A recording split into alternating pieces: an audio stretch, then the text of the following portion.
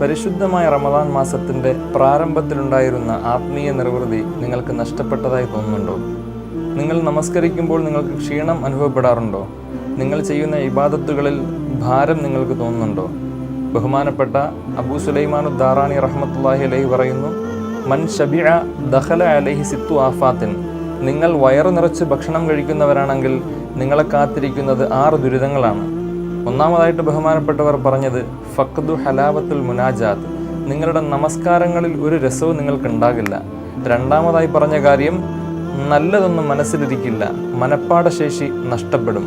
മൂന്നാമതായിട്ട് ബഹുമാനപ്പെട്ടവർ പറയുന്ന കാരണം, ആളുകളോട് അലിവുണ്ടാകില്ല. ഭക്ഷണം അമിതമായി കഴിക്കുന്നതിൻ്റെ പേരിൽ കാരുണ്യം അവരിൽ നിന്ന് നഷ്ടപ്പെടും. നാലാമതായി പറയുന്ന കാര്യം, ചെയ്യുന്ന ഇബാദത്തുകൾ വല്ലാത്ത ഭാരമായി തോന്നും. നമസ്കരിക്കുന്ന തറാവീഹുകൾ വല്ലാത്ത ഇടങ്ങേറായിട്ട് അവന് തോന്നും.